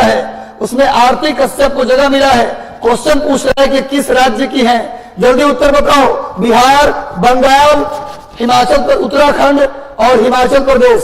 सभी लोग जल्दी से उत्तर दीजिए। बिहार, बंगाल, उत्तराखंड या हिमाचल प्रदेश। सभी लोग आंसर जल्दी से करो। कहां की रहने वाली है ये? आरती कश्यप, प्रोफेसर आरती कश्यप, जिनको कहां स्थान मिला है? सी इज बुक में। नोट कर लीजिए, सी इज बुक में। और रहने वाली है हिमाचल प्रदेश की। रहने वाली कहां की भैया? हिमाचल प्रदेश की। हिमाचल प्रदेश की राजधानी शिमला। हिमाचल प्रदेश की राजधानी शिमला। और हिमाचल प्रदेश में एक जगह है कुफरी, यहाँ केंद्रीय आलू अनुसंधान संस्थान है। केंद्रीय आलू अनुसंधान संस्थान। अनुसंधान संस्थान पूछा जाए कहा है भैया? तो शिमला में। शिमला हिमाचल प्रदेश की राजधानी है और आरती कश्यप यहाँ की रहने वाली है। शिमला में ही एक जगह कुफरी, वहां केंद्रीय सेंट्रल पोटैटो रिसर्च इंस्टीट्यूट है। नोट कर लीजिएगा। और आरती कश्यप हिमाचल प्रदेश की है, जिनका सीज बुक में स्थान मिला है। सेशन को लाइक कर दो। यदि आपको लगता है कि सर मेहनत किए हैं और मेहनत आपके लिए हम कर रहे हैं तो जल्दी से सेशन को लाइक कर दो और कम से कम 20 लड़के को शेयर कर दो। और मेरे भाई सुनो, ये सेशन हम रोज लाते हैं शाम 7:30 बजे, इसमें जुड़ना मत भूलो। और ये पीडीएफ टेलीग्राम चैनल पे मिलेगा। मिशन 50 IAS, मिशन IAS और डॉक्टर रंजीत कुमार सिंह IAS, ये टेलीग्राम चैनल का नाम है, उससे जुड़ जाओ, ये सारा पीडीएफ वहां मिलेगा आपको। चलिए, बिहार के किस योजना को मुंबई नेहरू सेंटर में आयोजित एग्रो वर्ल्ड जैविक एक्सपो 2022 में जैविक उत्पादों पर विशिष्ट पुरस्कार मिला है? भारत के किस योजना को बिहार के किस योजना को मुंबई में नेहरू सेंटर में आयोजित एग्रो वर्ल्ड जैविक एक्सपो 2022 में जैविक उत्पादों को विशिष्ट पुरस्कार दिया गया है? जल्दी से बताइए, जैविक उत्पाद के लिए विशिष्ट पुरस्कार बिहार के किस योजना को मिला है? स्वच्छ गंगा मिशन, जल जीवन हरियाली मिशन, किसान योजना या जैविक कॉरिडोर? जल्दी से बताइए, बिहार के किस प्रोजेक्ट को बिहार के किस प्रोजेक्ट को मिला है भाई? क्या वर्ल्ड जैविक एक्सपो 2022 में जैविक उत्पाद के विशिष्ट पुरस्कार मिला है भारत के किसको? जैविक कॉरिडोर प्रोजेक्ट। जैविक कॉरिडोर लिख लो भाई। बिहार में जैविक कॉरिडोर पटना से भागलपुर के बीच बनाया जा रहा है। नोट कर लीजिए, पटना से भागलपुर के बीच गंगा के किनारे जैविक कॉरिडोर कहां बन रहा है बिहार में? नोट कर लो, पटना से भागलपुर के बीच गंगा के किनारे बन रहा है जैविक कॉरिडोर। तो बिहार के जैविक कॉरिडोर को मिला है एग्रो जैविक एक्सपो 2022 में जैविक उत्पादों का विशिष्ट पुरस्कार। सामने में जैविक कॉरिडोर जो बन रहा है उसका हरियाली का चित्र मैंने दिखा दिया है। आगे आओ, पाकिस्तान के किस पूर्व राष्ट्रपति का 92 साल की उम्र में निधन हो गया? पाकिस्तान के किस पूर्व राष्ट्रपति का 92 साल में निधन हो गया? आरिफ अलवी, रफीक तरार, आसिफ अली जरदारी या परवेज मुशर्रफ? 92 साल की उम्र में निधन हो गया पाकिस्तान के किस राष्ट्रपति का? जल्दी से उत्तर दे दो मेरे भाई। पाकिस्तान के किस पूर्व राष्ट्रपति का निधन हो गया? सही उत्तर होगा रफीक तरार। सही उत्तर होगा रफीक तरार जी का क्या हो गया? निधन हो गया। रफीक तरार पाकिस्तान के पूर्व राष्ट्रपति का निधन हो गया। सामने रफीक तरार जी आप क्या देख लीजिए, इन्हीं का निधन हुआ है। पाकिस्तान के पूर्व राष्ट्रपति रफीक तरार का निधन हो गया है भाई। नेक्स्ट आइए, अगला करंट लोग देखते हैं। हाल ही में ऑस्ट्रेलिया के किस पूर्व विकेटकीपर बल्लेबाज का 74 साल की उम्र में निधन हो गया? जल्दी बताइए, ऑस्ट्रेलिया के किस पूर्व बल्लेबाज का 74 साल में निधन हो गया? जल्दी बताओ।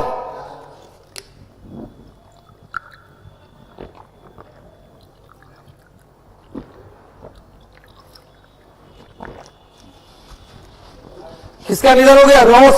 Rod Marsh. किसका निधन हो गया भैया? रॉड मार्श का निधन हो गया।